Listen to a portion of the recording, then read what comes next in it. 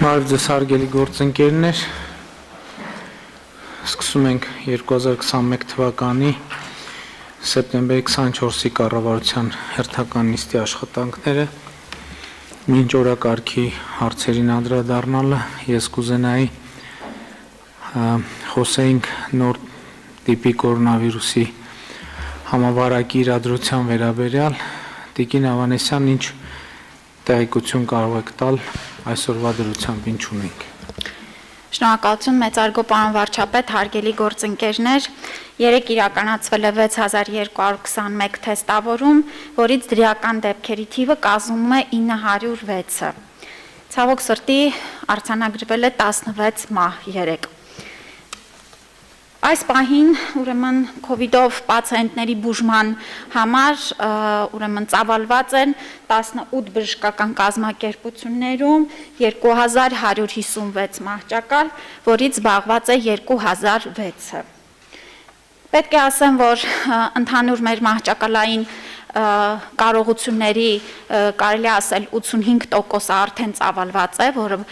այս պահին ծառայում է COVID պացիենտների բուժման համար, եւ մենք առաջիկայում աշնան հետ կապված այլ հիվանդություններով եւս ունենք հիվանդացության աճ, ինչը բնական է, ուստի լարվածությունը ընդհանուր առմամբ առողջապահական համակարգի վրա բավական մեծ է եւ մեր հորդորը նաեւ հնարավորինս զսպելու ուրեմն հիվանդության տարածումը եւ հոսպիտալացման թվերի նվազումը կոչված է, որպեսզի այլ հիվանդություններով քաղաքացիները եւս հնարավորություն ունենան օգտվելու բժշկական ծառայություններից։ Այս պահին ներկայացնեմ նաև ընդհանուր պատվաստումների ցուցանիշները։ Մենք վերջին 2 օրերին շեշտակի աճ ունենք օրական պատվաստումների թվի, ներկայացնեմ, որ 3 առաջ օրը իրականացրել ենք 9924 պատվաստում, 3 իրականացրել ենք 8440 պատվաստում։ Ուրեմն սա խոսում է նրա մասին, որ մեր քաղաքացիների մոտ բավական մեծ փոփոխություն կա պատվաստումների նկատմամբ վստահության մեծացման, եւ սա բնական է, որովհետեւ ընդհանուր առմամբ իրականացված արդեն իսկ 385503 պատվաստումների արդյունքում մարդիկ տեսնում են, որ որևէ խնդիր մենք չունենք, պատվաստումները արդյունավետ են, անվտանգ են եւ պաշտպանում են մեզ COVID-ով պայմանավորված մահերից եւ առողջությանը ծանր վնաս հասցնելուց։ Ներկայացնեմ նաև ուրեմն ընդհանուր ակտիվ դեպքերի մեջ քանիսն են կազմում պատվաստված քաղաքացիները։ Այս պահին մենք ունենք 11470 քաղաքացի, ովքեր ունեն դրական COVID թեստի պատասխան, այսինքն ակտիվ դեպքերի թիվն է սա։ Եվ ընդամենը 286-ն են, որ պատվաստված քաղաքացիներ են։ Սա իհարկե շատ բնական է, նորմալ է, որ պատվաստումը այո 100%-ով չի մեզ բացառում վարակման ռիսկը, այն շեշտակի նվազում է, բայց ամենակարևոր նպատակը, որ այս քաղաքացիները հիվանդությունը տանում են ավելի թեթև եւ ելքը անգամ ավելի հավաստված լավ ելք ունենք։ Այս ուրեմն ընդհանուր առմամբ 2006 քաղաքացիներ, ովքեր որ հոսպիտալում են հիմա, ընդամենը 38-ն են, որ պատվաստված են եւ այս քաղաքացիներն էլ նորից եմ կրկնում, հիվանդությունը տանում են շատ ավելի թեթև։ Այս քաղաքացիների մեծ մասը հոսպիտալացված են, որովհետեւ ունեն քրոնիկ բազմաթիվ այլ խնդիրներ, դրա համար ավելորդ զգուշությունից ելնելով նրանք գտնվում են որոշ ժամանակ հոսպիտալում, որպեսզի հսկողության տակ լինեն։ Նորից ու նորից Հայաստանում եւ շատ երկրներում փաստվում է, որ պատվաստումների արդյունքում կտրուկ նվազում է հոսպիտալացման ուրեմն ցուցանիշը եւ ծայրահեղ ծանր եւ ծանր դեպքերի համամասնությունը, ինչն էլ հանդիսանում է այս պահին մեր գլխավոր նպատակը։ Պարոն վարչապետ, այո, մենք նկատում ենք այսպես կտրուկ ակտիվացում քաղաքացիների կողմից պատվաստում անցնելու եւ դա ուրախալի է, բայց մենք պետք է իհարկե դեռ ավելացնենք օրական պատվաստողների թիվը, որպեսզի հնարավորինս կարճ ժամկետում ձևավորենք այսպես կոչված հանրային իմունիտետի բավարար շերտ եւ հույս ունենանք, որ այս աշնան ալիքը պետք է վերջինը լինի նման բարձր հոսպիտալացման ցուցանիշներով։ Սա մեր գլխավոր նպատակն է։ Շնորհակալություն։ Տիկին Ավանեսյան, հարգելի գործընկերներ, իսկապես վերջին օրերին մենք վերլուծում ենք մեր հոսպիտալացված քաղաքացիների եւ վարակված քաղաքացիների թվի մեջ այն մարդկանց թիվը, ովքեր ստացել են լիարժեք պատվաստում։ Եվ Տիկին Ավանեսյան իր խոսքում ասեց, եւ մենք դա գիտեինք նաեւ դեռ պատվաստանյութի ստեղծման օրվանից, որ պատվաստանյութը վարակումից 100%-ով չի պաշտպանում, բայց մեր վերլուծությամբ կարող ենք ասել, թե քանի տոկոսով է պաշտպանում, եթե համադրում ենք թվերը, ստացվում է, որ պատվաստանյութը տվյալ դեպքում կարող ենք ասել, որ 98.5%-ով պաշտպանում է վարակվածությունից եւ ավելի շատ տոկոսով 98%-ով 98.5%-ով էլի, ես թվերի մեջ գուցե մի քիչ սխալվեմ, պաշտպանում է հոսպիտալացումից։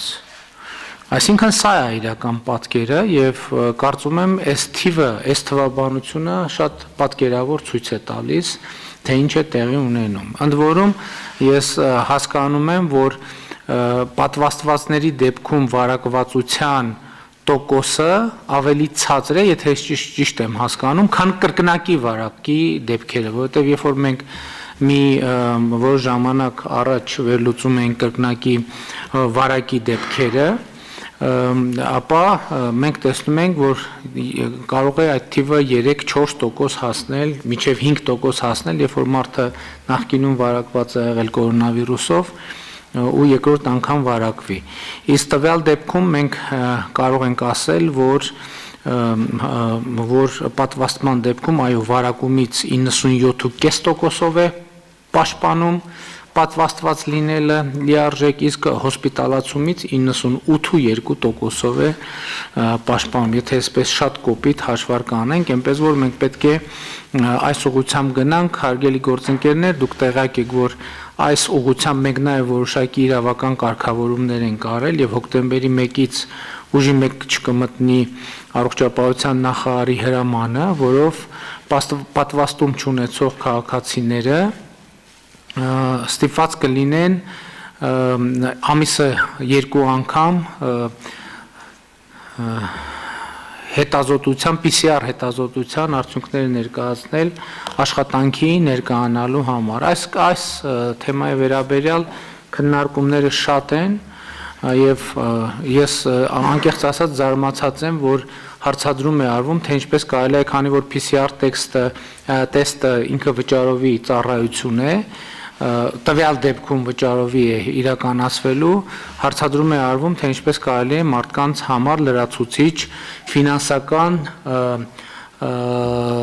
ծախսել սահմանել, մարդկանց համար ամենևին որևէ լրացուցիչ ֆինանսական ծախս չի սահմանում, որովհետև մարդիկ այդ ծախսը անելու անհրաժեշտությունը եւ կարիքը չունեն։ Պետությունը, կառավարությունը հոգում է, որ այդ բոլոր մարդիկ, մեր սիրելի հայրենակիցները, բացարձակապես անվճար ստանան պատվաստում։ Այսինքն որևէ քաղաքացին ինքն է ընտրում ծախս անի, թե ծախս չանի։ Եվ այնպես որ այստեղ քաղաքացիների համար լրացուցիչ ծախս սահմանելու մասին որևէ խոսք չի կարող լինել։ Էլի ուզում եմ ընդգծել, որ մեր ավելի քան 300,000 պատվաստումներից մենք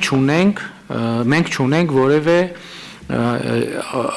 հիշատակման արժանի բարդություն։ Ինչու եմ ասում հիշատակման արժանի, որովհետև այո կարող է ջերմությունը բարձրանալ մարդու, ինչպես բոլոր պատվաստումների դեպքում, սկսած կարմրուկից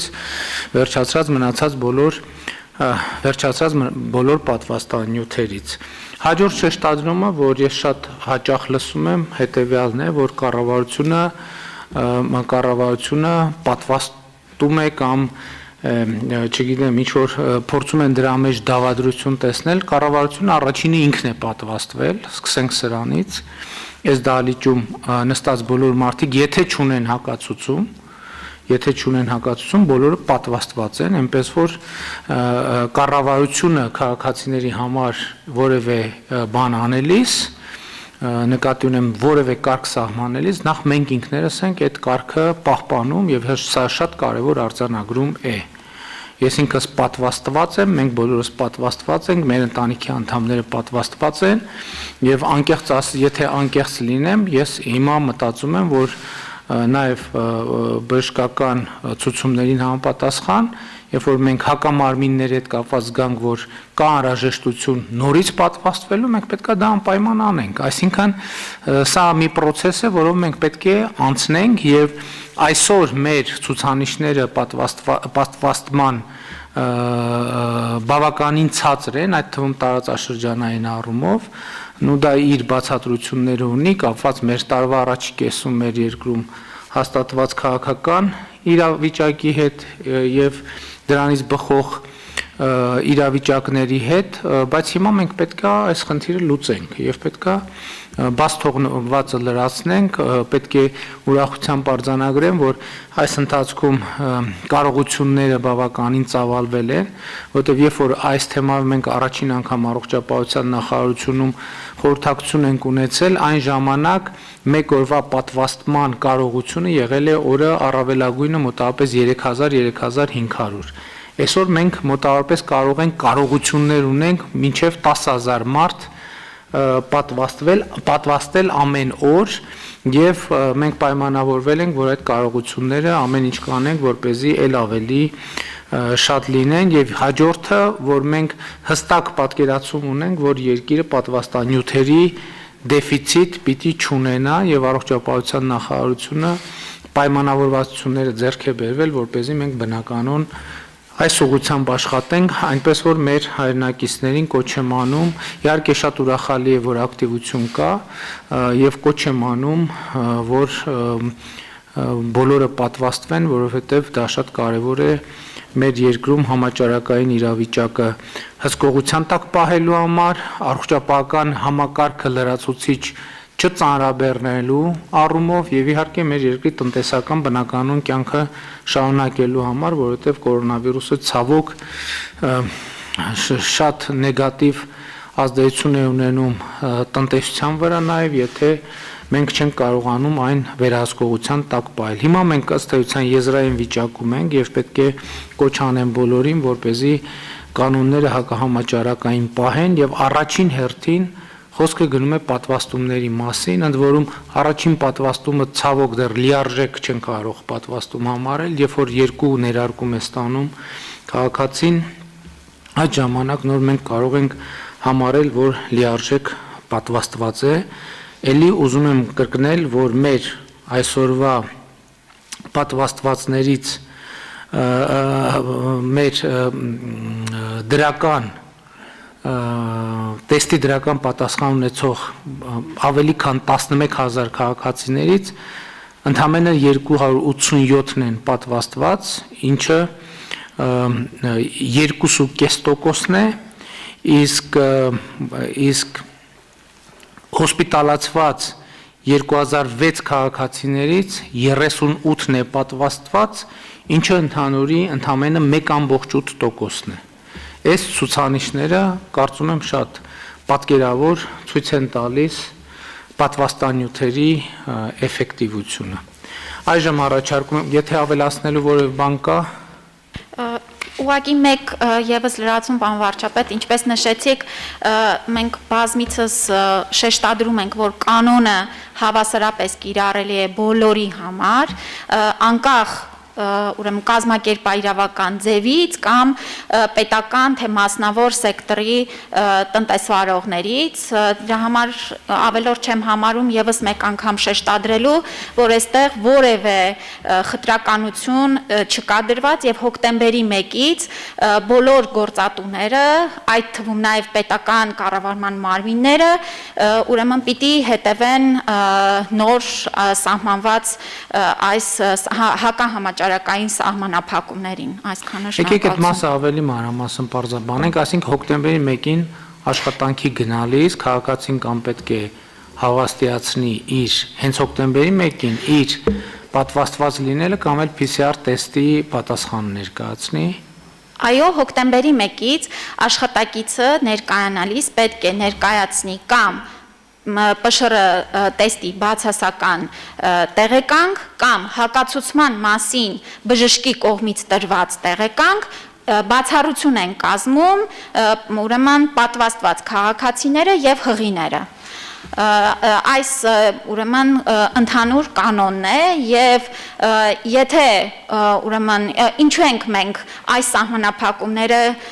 ուրեմն իրականացնում, նորից պիտի կրկնեմ, որ սա մեր համալիր ուրեմն հակահամաճարակային միջոցառումների շատ կարևոր եւս մի ֆիլտր են, որոնք պիտի օգնեն հավաստիանալու, որ աշխատակիցը չի վարակում իր գործընկերներին, չի վարակում այն քաղաքացիներին, ովքեր ում որ օրինակ սպասարկում է, ինչպես մենք ունենք համանման կանոն մեր երկիր գալուց ունենալ ՊՇՌ բացասական տեստ, եթե իհարկե պատվաստված չես։ Այսպիսի ֆիլտրերը, այսպիսի կարևոր հակահամաճարակային սահմանափակումները նպատակ են հետապնդում հնարավորինս զսպել վարակի տարածումը։ Եվ պիտի հասկանանք, որ կան քաղաքացիներ, որոնք ունեն իսկապես հակացություններ եւ ամեն մեկի առողջ քաղաքացիների կողմից եւս մի շատ կարեւոր այսպես պատասխանատվության, հոգատարության քայլ է, երբ որ մենք պատվաստվելով վարակի աղբյուր չհանդիսանալով պաշտպանում ենք նաեւ այն քաղաքացիներին, ովքեր ավելի թույլ առողջություն ունեն, ովքեր որ պատվաստվելու հակացություն ունեն։ Շատ լավ։ Տվյալ դեպքում հոկտեմբերի 1-ին, եթե մարդը առաջի պատվաստումն է ստացել եւ նրա երկրորդ պատվաստման ժամկետը դեռ չի լրացել, այսինքն տվյալ դեպքում ինքը կարող է այս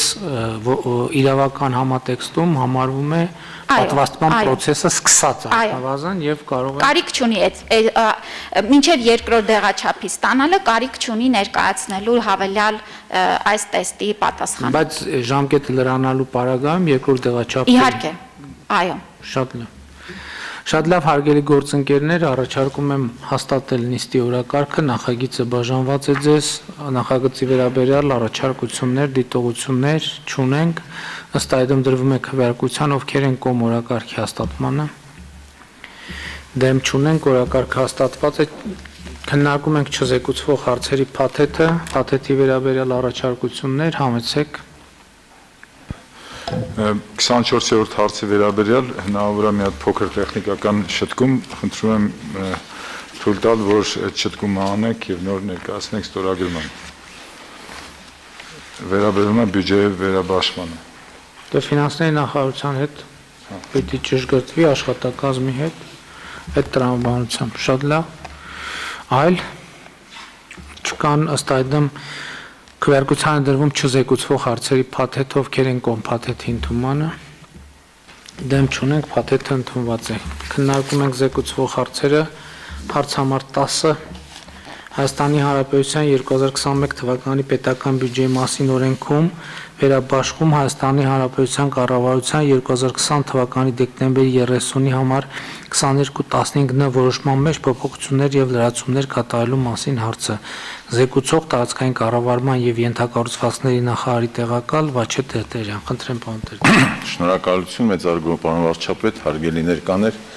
Կառավարության քննարկման ներկայացված նախագծի ֆորմալ բովանդակությունը հետևյալն է. զոհված հաշմանդամ դարձած զինծառայողների եւ աշխարհազորայինների ծնողազուրկ ու սակավ ապահովված բազմազավակ ընտանիքների երեխաների ամառային հանգիստը մանկական առողջարարական ճամբարներում կազմակերպելու գործընթացի շրջանակներում երեխաներին տրանսպորտային միջոցներով ապահովելու նպատակով Հայաստանի Հանրապետության կառավարությունը տարածքային կառավարման եւ ենթակառուցվածքների նախարարությանը հատկացրել էր 13.4 միլիոն դրամ այդ տրանսպորտային տեղափոխումները բարձրակարգ ծառայությունների միջոցով ապահովելու նպատակով։ Պարոն վարչապետ, փաստացի ծախսերի եւ հաշվետվությունների շրջանակում մի փոքր ավել են ծախսերը, մեր նախարարության վերաբաշխման շրջանակում մենք 14.6 միլիոն դրամի նախագիծ ենք ներկայացրել, սրանով մենք կփոխհատուցենք ընկերությունների ծախսերը, որոնք մարզպետարանների հետ կնքված պայմանագրերի շրջանակներում այս միջոցառումը իրականացել են։ Պարոն վարչապետ, առիթ օգտագործելով ուզում եմ զեկուցել, որ սա մեծ ծրագրի վերջին միջոցառումն է, որով մենք ամփոփում ենք շուրջ 3200, ինչու եմ ասում շուրջ, որովհետև մի քանի երեխաներ այնուամենայնիվ մասնակցել են, հետո հետ են վերադարձել, բայց դրանց թիվը տասնյակից ավել չի անցնում եւ վստահաբար 3200 երեխաներ երկու անգամ 20 օր հերթափոխով իրենց հանգիստը անցկացրել են Հանքավանում եւ Ծաղկաձորում։ Պարոն վարչապետ, այս ծրագիրը իրականացվել է կառավարության նախաձեռնությամբ, ձեր նախաձեռնությամբ հատկացված միջոցների շրջանակում կրթության, գիտության, սպորտի եւ մշակույթի նախարարության առաջնորդությամբ հիմնական գումարը 330, եթե չեմ սխալվում, միլիոն դրամ հատկացվել է կրթության, գիտության, սպորտի նախարարությանը 321.6 միլիոն դրամ եւ 13 միլիոն դրամ մեզ, որպեսզի մենք ապահովենք տրանսպորտային ծախսերը։ Ստեղծվել է միջգերատեսչական հանձնաժողով ձեր կողմից նախարարությունների գերատեսչությունների ընդգրկմամբ եւ ծրագիրը իրականացվել է, կարելի ասել, հաջող, մի քանի շեշտադրումներ այնուամենայնիվ եթե թույլ տակ կանեմ, նաեւ թղթակցելով ձեր ներածական մասում խոսքին ու կորոնայի հետ կապված զարգացումներին։ Պարոն վարչապետ, ուզում եմ հատուկ արձանագրել, որ այս տարի մեր առողջապահության նախարարության եւ համակարգի նկատի ունեմ նաեւ մարզային բոլոր մեր ստրուկտուրաների միջոցով մենք 3200 երեխաներին թեստավորել ենք մեկ նման օրը, այսինքն մի օր առաջ երեկոյան թեստավորել ենք գյուղերում, մարզ կենտրոններում, բոլորին անխտիր թեստավորել ենք, նոր միայն տեղափոխել ենք, տեստավորվել եւ պատվաստումներ են ստացել նաեւ ճամբարների աշխատակազմերի ճնշող մեծամասնությունը եւ ուզում եմ արձանագրել, որ առողջապահական հրահանգների պահպանման, մեթոդական առաջարկությունների պահպանման արդյունքում այնուամենայնիվ մեզ հաջողվել է արձանագրել, որ այդ 40 օրվա ընթացքում մենք ոչ մի արձանագրված դեպք չենք ունեցել։ Ինչու եմ ես ասում, որ այնուամենայնիվ այդ աշխատանքի արդյունքը դա է։ Մենք ոչ մի արձանագրված դեպք չենք ունեցել, նույնիսկ այն դեպքում, երբ չենք կարողացել, իհարկե մինիմում ենք հասցնել, շնորհակալություն ծնողներին, ըմբռնումով են մոտեցել, մինիմում ենք հասցնել տեսակցությունները, բայց այնուամենայնիվ չենք կարողացել բացառել, բայց նույնիսկ այս պարագայում որևէ արձանագրված դեպք չունենք։ Սա շատ կարևոր արձանագրում էր, որը ես կուզենայի անել։ Երկրորդը, որ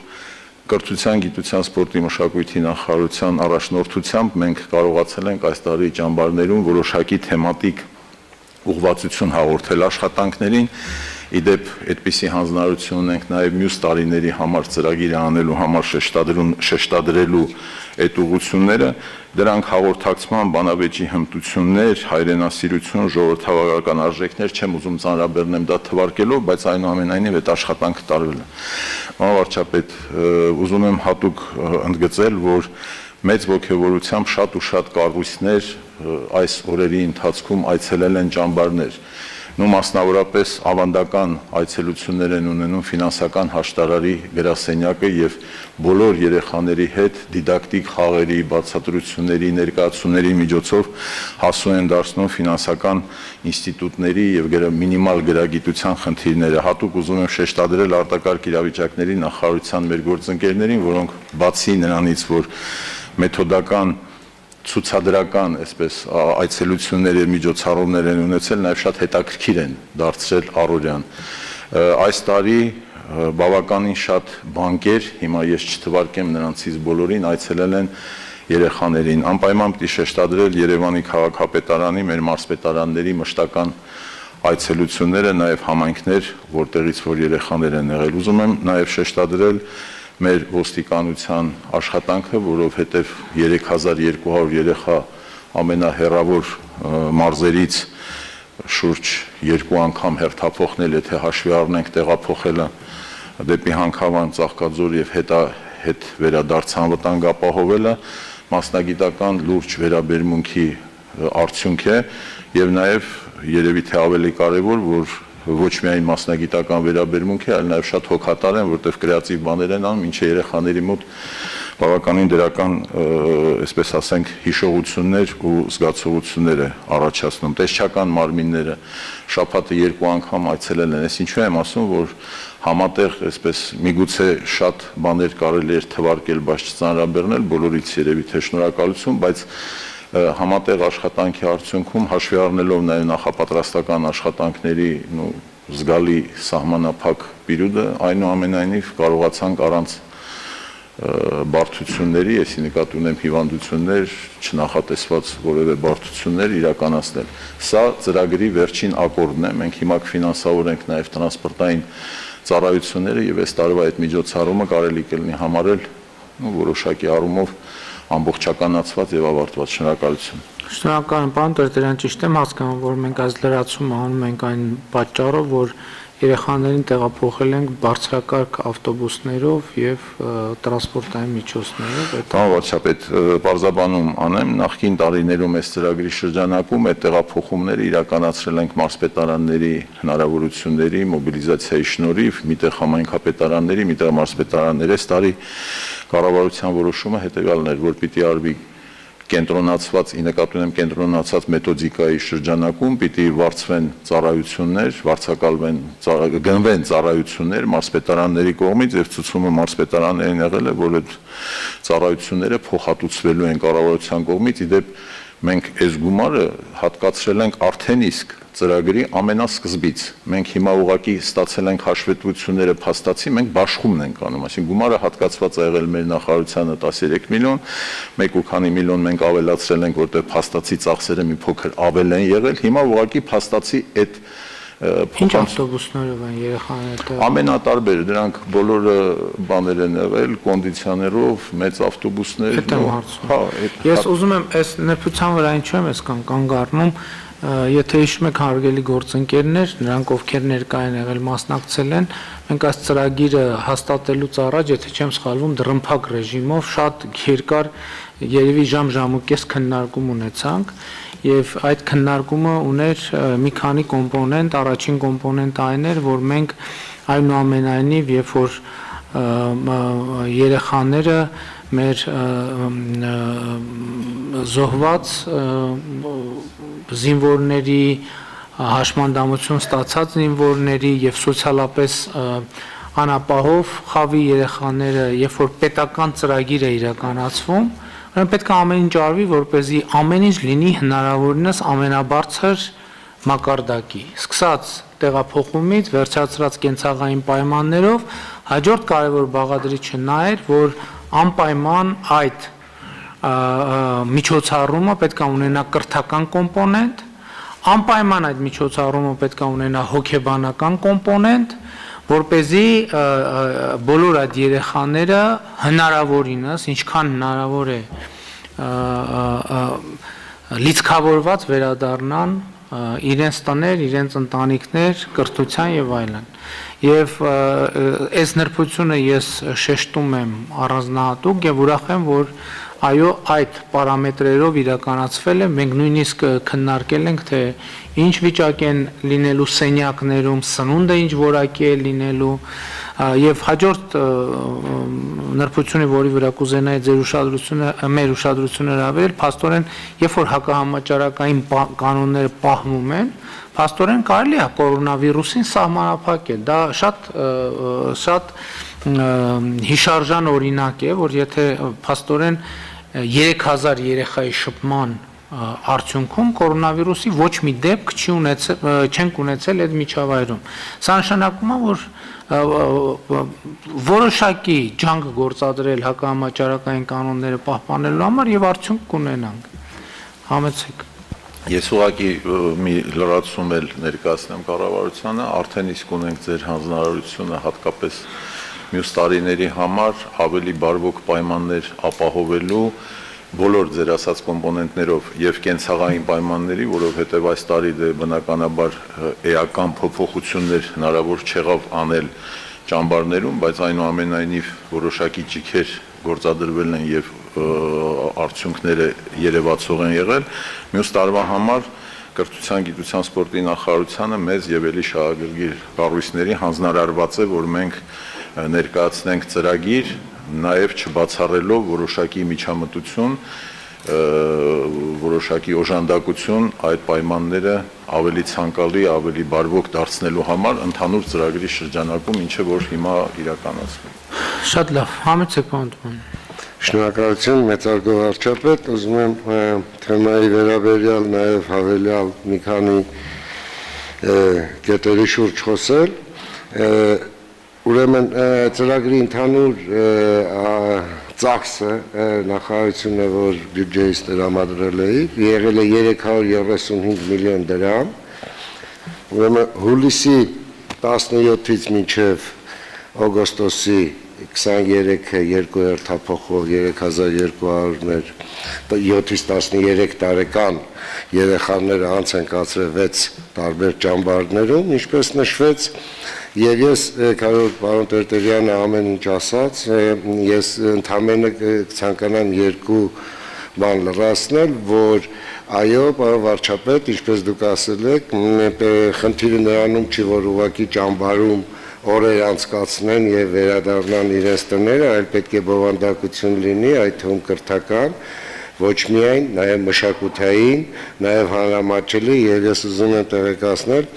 որ այդ ամենը եղել է, մշակութային միջոցառումներ են եղել են նաեւ հանրամատչելի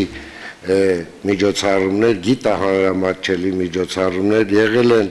մեր գործընկերների առողջապահության նախարարության մասնակցությամբ, ուրեմն առողջ ապրելակերպին նվիրված տարբեր այսպես միջոցառումներ եւ ավելին, պարոն վարչապետ, ձեր հանձնարարականով մենք այս տարվա տվյալները ամփոփելով աշխատակազմ ենք ներկայացրել առաջարկություններ հաջորդ տարիներում ավելի կատարելագործելու, ավելի բովանդակությունը զարգացնելու, ընդլայնելու եւ ի հավելումն այս ամենի ես ցանկանում եմ նաև տեղեկացնել, որ նման մոտեցումը նաև դպրոցներում արդեն մենք նոր կրթական չափորոշիչների համաձայն Թավուշի մարզում, օրինակ, հաջորդ տարի այլևս բոլոր 11-րդ դասարանի աշակերտները կանցնեն ուսումնառազմական այդ ճամբարը, որը եւս կդառնա իսկ հաջորդ տարիներին չափորոշիչների ներդրումից հետո արդեն բոլոր դպրոցներում եւ նման բովանդակությամբ այսքանը շնորհակալություն։ Շատ լավ, շնորհակալ եմ։ Առաջարկում եմ քվեարկել հարցը, ովքեր են դեմ որոշման ընդունմանը։ Դեմ չկա, որոշումն ընդունված է։ Քննարկում ենք հարց համար 29 Հայաստանի Հանրապետության կառավարության 2015 թվականի փետրվարի 19-ի համար 205-ն եւ 2017 թվականի հոկտեմբերի 5-ի համար 1321-ն որոշումների մեջ փոփոխություններ եւ լրացումներ կատարելու մասին հարցը։ Զեկուցող պետական եկամուտների կոմիտեի նախագահ Ռուստամ Բադասյան։ Խնդրեմ, պարոն Բադասյան։ Շնորհակալություն, մեծարգո վարչապետ, հարգելի գործընկերներ, այս փոփոխություններով պարզեցնում եւ թվայնացնում ենք եկամտային հարկի վերադարձման գործընթացը։ Հիմա երկու տեսակ դիմում ունենք, առաջին անգամ երբ որ դիմում են եկամտային հարկի վերադարձման համար, ներկայացնում են համապատասխան վարկային պայմանագիրը, սեփականության իրավունքը վկայող փաստաթղթերը, բանկի կողմից տրամադրված տեղեկանք կառուցապատողից, որ բնակարանը ձեռք է բերվում անմիջապես կառուցապատողից եւ այլ փաստաթղթեր։ Եվ դրանից հետո արդեն ամեն երամսյակի արդյունքներով հաջորդ ամսվա հաջորդ ամիս ներկայացնում են եկամտային հարկը վերադարձնելու դիմումներ եւ դիմումների սպասարկումը գործող կարգավորումների համաձայն տևում է 15 աշխատանքային օր, առաջանում են բազմաթիվ դժվարություններ եւ դժգոհություններ եւ մենք փոխում ենք համակարգը։ Առաջին անգամ դիմելու դեպքում կրկին նույն գործընթացն է լինելու, նույն փաստաթղթերն են ներկայացվելու, մեկ տարբերությամբ 15 օրվա ընթացքում դիմողին տրամադրվելու է համապատասխան օգտանուն եւ գաղտնաբար login password, որի միջոցով ինքը արդեն անձնական գրասենյակ է ունենալու եւ ամեն արդեն երամսյակի արդյունքներով այդ անձնական գրասենյակում ինքնաշխատ եղանակով երկու տվյալ է գեներացվելու։ Առաջինը արքա համակարգի միջոցով վարկի վճարված տոկոսների վերաբերյալ, երկրորդը վճարված եկամտային հարկի վերաբերյալ եւ ինքնաշխատ եղանակով նաև դիմում է գեներացվելու եւ դիմումը ներկայացվելու է հարկային մարմին բացառապես էլեկտրոնային եղանակով եւ գործող 15 օրվա փոխարեն աշխատանքային 3 աշխատանքային օրվա ընթացքում եկամտային հարկը վճարված եկամտային հարկը վերադարձվելու է համապատասխան բանկային հաշվի վրա, իսկ բանկային հաշիվների ճշտության ստուգման գործառույթը լինելու է կենտրոնական բանկի կողմից է իրականացվելու, այսինքն 15 աշխատանքային օրը փոխարինվում է 3 աշխատանքային օրով, ամբողջությամբ տեղեկությունները էլեկտրոնային համակարգով են գեներացվելու եւ հարմարավետ համակարգ է լինելու էլեկտրոնային, որը արդեն թվայնացման խորհրդի կողմից հավանության է արժանացել եւ նախատեսում ենք, որ 2022 թվականի հունվարի 1-ից այս համակարգը ներդրված կլինի, նաեւ նշեմ, որ հիմա վիճակագրական մի քանի տեղեկություններ, եթե 20 թվականին մենք վերադարձրել ենք 13.3 միլիարդ դրամ, ապա 21 թվականի մինչև 8-րդ ամիս արդեն նշված գումարը 15.3 միլիարդ է եւ շահառուների թիվը շեշտակիորեն աճել է, եթե 20 թվականին 12322 էր, ապա հիմա 16101, այսինքն անընդհատ մեր մոտ հոսքը ավելանում է եւ այս հոսքը սպասարկելու տեսանկյունից է շատ կարեւոր է այս փոփոխությունը, որը մենք անում ենք, միայն նշեմ, որ հաջորդ երամսյակ կրկին դժվարությունները բացառվելու են, այսինքն էլեկտրոնային համակարգը չի լինելու, բայց հաջորդ ամսվանից սկսված դիմումները մենք սպասարկելու ենք 15 աշխատանքային օրվա փոխարեն 3-ից 5 աշխատանքային օրում, որովհետև ներքին ընթացակարգերի փոփոխություն ենք արել, 2 վարչություններ ներգրաված, հիմա 1 վարչություն ենք ներգրավում եւ միանգամից աշխատանքի վերաբաժանում ենք իրականացրել եւ այս հաջորդ փուլում արդեն 3-ից 5 աշխատանքային օրում եկամտային հարկի գումարները առանց նույնիսկ էլեկտրոնային համակարգի կուղարկվեն ֆինանսների նախարարություն եւ ֆինանսների նախարարությունն էլ 3 օրվա ժամկետ ունի, այսինքն մոտավորապես process-ը 5-ից 8 աշխատանքային օրում կավարտենք։ Շնորհակալություն։ Համոտ ասեն ճիշտ եմ հասկանում, որ համակարգի ներդրումից հետո եկամտային հարկի վերադարձի պայմանով բնական ձեռք բերած քաղաքացիները այդ տվյալները կներկայացնեն մի անգամ։ Այո, պարոն վարչապետ, առաջին անգամ կներկայացնեմ փաստաթղթերի փաթեթը, արդեն Այսինքն միջև բնական այդ հիպոթեկային վարկը փակելը, այլևս այդ նույն տվյալը ամեն անգամ ստիպված չեն լինի ներկայացնել։ Այո, ստիպված չեն լինի ներկայացնել, հիմա էլ ամեն ամիս իրենք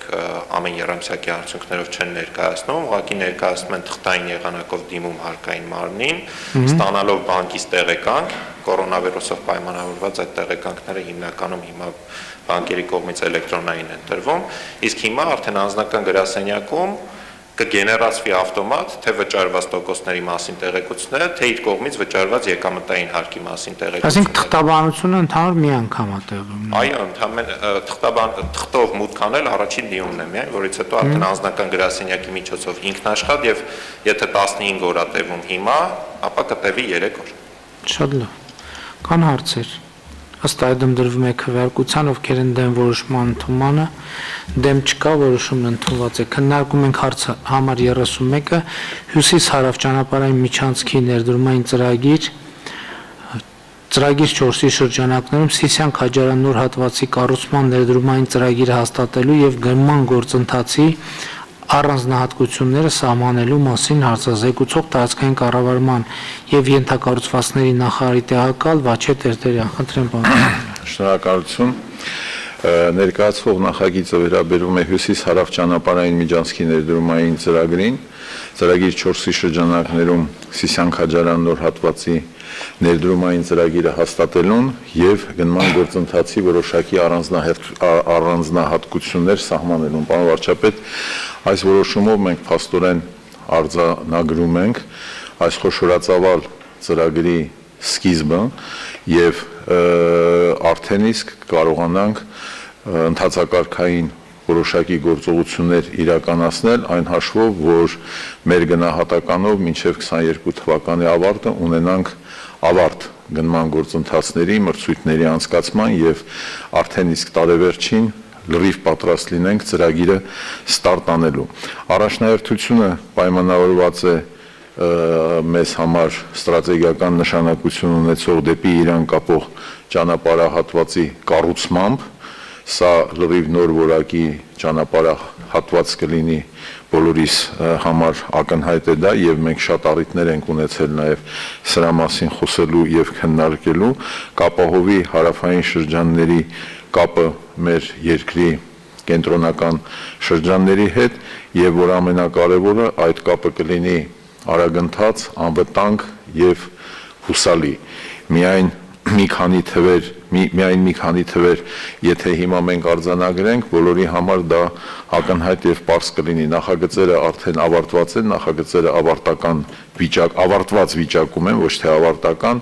100 կմ/ժ հաշվարկային արագությամբ շուրջ 60 կմ ընդհանուր երկարությամբ նոր ճանապարհահատվածը, 4.7 կմ ընդհանուր երկարությամբ կլինեն կամուրջներ, դրանք բազմաթիվ են ռելիեֆը հաշվի առնելով եւ 12.5 կմ ընդհանուր երկարությամբ թունելներ, որից մեկը սա երևի պիտի հատկապես շեշտադրել 8.6 կիլոմետրանոց Բարգուշատի թունելն է, որը եզակի կառույց է ոչ միայն մեր համար կամ մեր երկրի մասշտաբներով, այլ միգուցե նաև ընդհանուր առմամբ։ Ծրագրի արժեքը զուտ շինարարության մասով 474.3 միլիարդ դրամ է, ավելացված արժեքի հարկը ներառյալ, իսկ ընդհանուր ծրագրի արժեքը 487 միլիարդ դրամ։ Սա էլ պիտի հատկապես շեշտադրել, որ խոշորամասշտաբ ծրագիր է եւ բնականաբար այս ծրագրի իրականացումը ենթադրում է նաեւ մեծածավալ նախապատրաստական աշխատանքներ։ Նախագիծը արդեն անցել է շրջակա միջավայրի վրա ազդեցության փորձաքննություն, հատուկ համալիր փորձաքննություն, ստացել է դրական եզրակացություններ։ Մենք այս նախագծով, եսի նկատի ունեմ հատկապես ներկայացվող նախագիծը կառավարության քննարկմանը, առաջարկում ենք կամ կարգավորում ենք շինարարական աշխատանքների եւ ինժեներական ծառայությունների գնման, ծրագրի իրականացման համար անհրաժեշտ հողամասերի օտարման գործընթացի առանձնահատկությունները։ Ես ուզում եմ զեկուցել ներկաներին, որ առանձնահատկությունների սահմանումը եւ ընդհանրապես այս գործընթացի իմաստը կայանում է նրանում, որ ծրագիրը իրականացվելու է նաեւ միջազգային կառույցների հետ համագործակցության շրջանակում եւ ենթադրվում է, որ մրցույթների ֆինանսական ռեսուրսների ներգրավման համար անհրաժեշտություն պիտի լինի մեր ազգային օրենսդրությունը եւ ազգային իրավակարգավորումները ներդաշնակեցնելու, սինխրոնացնելու նաեւ գործընկերների ունեցած կարգավորումներին եւ այս առանձնահատկությունները հատկապես վերաբերվում են նաեւ այդ խնդիրներին։ Մենք այս որոշումով կկարգավորենք առանձնահատկությունների այն մասը, որը կվերաբերվի նախավորակավորման գործընթացին, իսկ հետագայում, պարոն վարչապետ, ըստ էտապների, երբ որ կմոտենանք շինարարության մրցույթին, հետո հաջորդ էտապներին, մենք անհրաժեշտության դեպքում լրացուցիչ կարգավորումների առաջարկություններ կներկայացնենք կառավարությանը, որովհետև ինքը գործընթաց է, որը որ մենք պիտի զուգահեռ որոշակի աշխատանքների հետ իրականացնենք։ Ավելորդ չեմ համարում նշել, որ այս ծրագիրը մեր Եվրամիության հետ համագործակցության շրջանակներում որպես առանձին ուղենիշ հատկորոշված է, քննարկվում է եւ ներկայացված է, մենք դրա մասին մանրամասը նյութ արդեն իսկ ներկայացրել ենք եւ վստահ ենք, որ ունենալով նաեւ Եվրամիության մեր գործընկերների վերաբերմունքը, դրական վերաբերմունքը այս ծրագիրը մեծ փաթեթի մեջ ընդգրկելու կհաջողենք եւ արագ այդ ուղղությամբ էլ զարգացումները կապահովենք։ Ծրագիրը ունիկալ է հյուսիս հարավի համար եւ ընդհանրապես մեր երկրի զարգացման, ես ել չեմ ուզում խոսել համաչափ զարգացման կամ հարավային ռեգիոնի կայունությունը ապահովելու առումով եւ վստահաբար մենք արդեն այս նախագիծը կառավարության կողմից հավանություն արժանանալու պարագայում ավելի ինտենսիվ կաշխատենք նախավորակավորման փուլը անցկացնելու եւ հնարավորինս արագ արդեն մրցութային հանգրվանին հասնելու համար։ Սա է ընդհանուր առմամբ պարոն վարչապետ որոշման նախագծի բովանդակությունը, խնդրում ենք կառավարության դրական դիրքորոշումը այս նախագծով առաջարկվող կարգավորումների վերաբերյալ։ Իդեպ 3 կոմիտեի նիստում մանրակրկիտ քննարկվել է եւ էկոնոմիկայի նախարարության, ֆինանսների նախարարության եւ ելի գործընկերների առաջարկություններ արդեն իսկ ներգրաված են այս որոշման նախագծում եւ իրացված են այդ առաջարկությունները։ Շնորհակալություն։ Շնորհակալ եմ, պարոն Տերտերյան, հարգելի գործընկերներ, ըստ էության մենք սրանով արդեն թևակողում ենք Հյուսիսարավ Մայրուղու Սիսիան Քաջարյան հատվածի արդեն շինարարական գործընթացի մեկնարկի փուլ։ Ինչ ենք անելու հիմա։ Հիմա մենք արդեն մրցույթային փաթեթներն ենք պատրաստելու եւ հայտարարելու ենք միջազգային մրցույթ։ Եվ որից հետո հույս ունենք, որ 2022 թվականի ավարտին արդեն ինչպես ասում են, արդեն շինարարության նախնական փուլը, տեխնիկայի մոբիլիզացիա եւ այլն արդեն կմեկնարկի։ Ուզում եմ նաեւ հիշեցնել, որ մենք ընդհանուր առմամբ ճիշտ է, հիմա ծրագիր 4-ը Սիսիան Քաջարյան հատվածն է, բայց մենք Սիսիան Ագարակ հատվածը դիտում ենք որպես մեկ ամբողջություն եւ Սիսիան Քաջարյան Ագարակ հատվածի հետ կապված մենք երբ ենք այս փուլը մտնելու, պարոն Պապիկյան։ Համեցիկ։ Պարոն վարչապետ, Քաջարյան Ագարակ հատվածը շատ ավելի հեշտ է, մենք ունենք նաև ներգրաված ֆինանսական միջոցներ, առավել բարդը դա Քաջարյանի թունելի հատվածն է, որին եւս առանձին պիտի անդրադառնանք, այսինքն երկու հատվածը, այն է Սիսիան Քաջարյան եւ Քաջարյան Ագարակ, մենք կտանք մրցույթի մեկնարկը, զուգահեռ նաև process սկսենք Քաջարյանի թունելի համար ֆինանսական միջոցների հստակեցման եւ այդ աշխատանքների մեկնարկը նույնպես տալու ուղղությամբ։ Ես կարծում եմ, որ մենք այս փուլից պետք է նաեւ այս փուլը մեկնարկը տալուց եւ ճանապարհելուն զուգընթաց պետք է նաեւ Սիսիան Արտաշատ հատվածի վերաբերյալ արդեն այդտեղ նախագծային աշխատանքներ են արվում, թե նախագիծը դեռևս պատվիրված չի։ Պարոն նախագիծը պատվիրված չի, կա նախնական եզրակացություն, բաղկացած է 4 մասից, տարբեր ուղղություններով, ընտրվել է ֆինանսական ավելի հարմար տարբերակը, որի հիման վրա պիտի հայտարարվի մրցույթ։ Հիմա հաջորդը դա Թալին Գյումրի հատվածն է, որը մենք հիմա ակտիվ շինարարական աշխատանքներ են իրականացվում, պետք է ընդգծել, որ մենք պլանավորում ենք, որ 2020 թվականին Գյումրի-Թալին հատվածի մի ուղղությունը պիտի շահագործման հանձնվեր, բայց կորոնավիրուսի համավարակի հետ կապված ծրագիրն իրականացնող մեր օտարերկրյա գործընկերները չկարողացան ժամանել ուղղակի կապված տրանսպորտային եւ հակահամաճարակային իրավիճակների հետ, ես պիտի ուրախությամբ արձանագրեմ, որ հիմա այս տարի ամբողջ ծավալով տեղի ունենում աշխատանքը, մենք կարող ենք հույս ունենալ, որ այն ինչ որ չհասցրեցինք նախորդ տարի, հատված ամբողջությամբ, այսինքն մենք հյուսիսարավ այդ հատվածում ունի 4 գիծ, երկուսը, այսինքն երկու ուղղությամբ, ամեն ուղղությամբ երկու գիծ, հիմա առաջին փուլով մենք երկու գիծը, այսինքն 4-ից 2-ը շահագործման ենք հանձնում, որպեսզի դեպի Գյումրի լինի երթևեկություն նոր ճանապարհով մինչև այն երկրորդ հատվածը։ Հիմա մենք այս տարի կարող ենք հույս ունենալ, որ դա ավարտին կհասցվի այդ հատվածը։ Պարոն վարչապետ, իմ կողմից դրված վերջնաժամկետը գործընկերների առաջ դա հոկտեմբերի 20-ն է։ Եվ ես կարծում եմ մենք հոկտեմբերի 20-ի դրությամբ կունենանք մեկ ուղղությամբ բացված Թալին Գյումրի ճանապարհահատվածը։ Շատ լավ, այդտեղ ուրեմն մեզ մնում է Թալին աշտարակ հատվածը այնտեղ մի որոշակի հատված ունենք նաև իրականացնելու եւ ուզում եմ ասել, որ մենք իրականում բավականին բարդություններ կային Հյուսիսարավի իրագործման հետ կապված, մասնավորապես տեխնիկական պարամետրերի վերաբերյալ,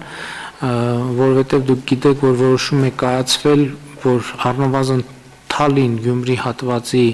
վերջին շերտը իրականացնել ասֆալտբետոնե 3 շերտն էլ ասֆալտբետոնի, այսինքն վերին շերտերը ասֆալտբետոնե ծածկ իրականացնել, դա կապված է նրա հետ, որ արդեն իսկ կատարված աշխատանքներն են վերլուծվել, շատ խորը մասնագիտական քննարկում եւ բանավեճ է տեղի ունեցել եւ այդ բանավեճի արդյունքում եկել են եզրակացության, որ մեր կլիմայական պայմանների ավելի համապատասխանում է հենց ասֆալտբետոնյա եւ ոչ թե զուտ բետոնյա ծածկը, այնպես որ ես հույս ունեմ, որ մենք այս նոր շահագործման հանձնվող կտորի շահագործման ընթացքում մենք կտեսնենք նոր որակ եւ կտեսնենք կայացված որոշումների արդարացվածություն եւ իհարկե պետք է ամբողջ ծավալով իրականացնենք նախագիծը եւ սա այն ինչ որ հենց թեկուզ կարծում եմ միայն ինչ պարոն Տերտերյանը նկարագրեց ծրագրի 4-րդ հատվածը կարծում եմ միայն այդ հատվածը կարելի է համարել երրորդ հանրապետության պատմության ամենամասշտաբային շինարարական նախագիծը, ել չեմ ասում ամբողջի համար, միայն այդ հատվածը եւ սա շատ լուրջ մարտահրավեր է եւ պետք է այդ մարտահրավերը այդ պատվով կատարենք խնդիրը եւ սա նոր որակ կբերի մեր տնտեսությանը, մեր հաղորդակցությանը Իրան Իսլամական Հանրապետության հետ մեր տնտեսական կապերի ամրապնդմանը, նաև դա որոշակի հետաքրքրություն կառաջացնի Պարսից ծոցը Սև ծովին կապելու այդ նախագծերի շրջանակներում եւ իհարկե եթե հարցը դիտարկում ենք ավելի լայն համատեքստում տարածաշրջանային բոլոր տնտեսական կոմունիկացիաների բացման համատեքստում այս ծրագիրը բոլորովին ուրիշ մասշտաբ եւ նշանակություն է ստանում, այնպես որ հույս ունեմ, որ մենք սա իսկապես պատշաճ մակարդակով եւ ժամկետներում կիրականացնենք։ Հարցեր դիտարկումներ չկան, ըստ այդմ դրվում է քվեարկության, ովքեր են դեմ որոշման ընդունմանը, դեմ չկա, որոշումն ընդունված է, հարգելի գործընկերներ, մեր նիստի օրակարգը սպառված է, նիստը ավարտված, շնորհակալ եմ։